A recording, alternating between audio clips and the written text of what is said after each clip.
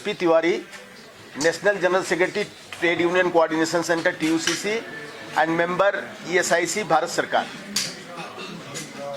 हमारी यूनिट यहाँ आज जम्मू कश्मीर की जो TUCC है उसने ये कन्वेंशन ऑर्गेनाइज किया है और इस कन्वेंशन में माननीय मंत्री जी भी आए हैं एज ए चीफ गेस्ट।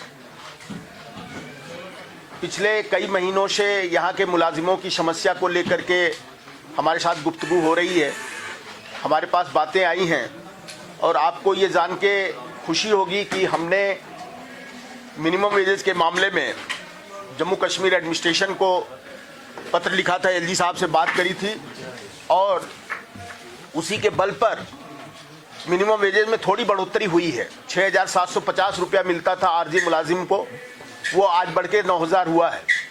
लेकिन हम लोग सेटिस्फाई नहीं हैं क्योंकि जो फार्मूला हमने उनको दिया था उसमें हमने कहा था कि रेप्टाकोस का जो सुप्रीम कोर्ट ऑफ इंडिया का जजमेंट है उसके हिसाब से आरजी मुलाजिमों को जो मिनिमम वेज मिलनी चाहिए वो सरकार नहीं दे रही है। और दूसरा, भारत सरकार ने डॉक्टर अनूप सतपथी की देखरेख में एक टास्क फोर्स गठन किया था, उसकी जो रिपोर्ट है उसके आधार पर भी मिनिमम वेजेज नहीं है। लेकिन यहाँ के ब्यूरोक्रेसी ने एडवाइजरी बोर्ड गठन करके आनंद फानंद में मिनिमम वेजेस कर दिया, जो कि ठीक नहीं है और हम उसको कंटेस्ट कर रहे हैं। हमने लिखा है सरकार को और हम सरकार से बातचीत कर रहे हैं कि उसको फिर से रिवाइज किया जाए। यहाँ बहुत सारे मामलात हैं जिन पर हम चर्चा कर रहे हैं।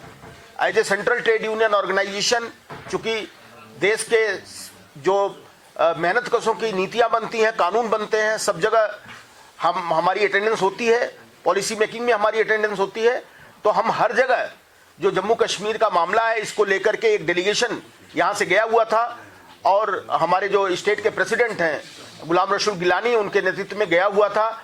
वहाँ हमने labour secretary, joint secretary, labour commissioner सबको लेके एक बड़ी मीटिंग कराई थी और उसके बाद ये मिनिमम वेजेस का मामला हल हुआ। अभी बहुत सारे मामलात हैं जिनको हल होना बाकी है। आज ये कन्वेंशन जो हो रहा है इसमें हमने तय किया है कि वो सारे मामलात उभर करके सामने आएंगे और इंशाल्लाह अगले 6-8 महीने के अंदर बहुत सारी चीज़ों को हम हल करने की कोशिश करेंगे। हमें मालूम है कि सीजनल वर्कर्स की समस्या है और सीजनल वर्कर की जो समस्या है वो गलत है। गलत इसलिए है कि पूरे देश में जो कानून है उसमें सीजनल वर्कर्स को कूलिंग ऑफ पीरियड का कंपेंसेशन मिलता है। कल मैंने यहाँ के चीफ इंजीनियर से मुलाकात की थी, उनको हमने बताया तो उन्होंने कहा कि साहब अगर हमको कुछ डॉक्यूमेंट आप प्रोवाइड करेंगे तो हम सरकार में ऊपर चीफ सेक्रेटरी को लिख सकते हैं। तो that issue I am taking up.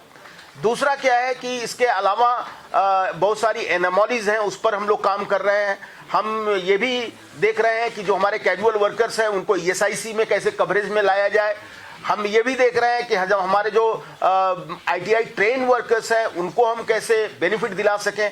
तो तमाम मुद्दों पर, सोशल सिक्योरिटी के मुद्दे पर हम काम कर रहे हैं और हम ये प्रयास करेंगे कि जो इनफॉर्मल इकोनॉमी के वर्कर्स हैं जिनको कोई सोशल सिक्योरिटी नहीं है उनको भी हम सोशल सिक्योरिटी के दायरे में लाएं। इसीलिए हमारा जो श्रीनगर रेजोल्यूशंस आज एडॉप्ट हो रहा है, हो गया एडॉप्ट, उस श्रीनगर रेजोल्यूशन में 14 पॉइंट हमने तय किए हैं। वो कॉपी आज आप हमारे गुलाम रसूल गिलानी आपको देंगे।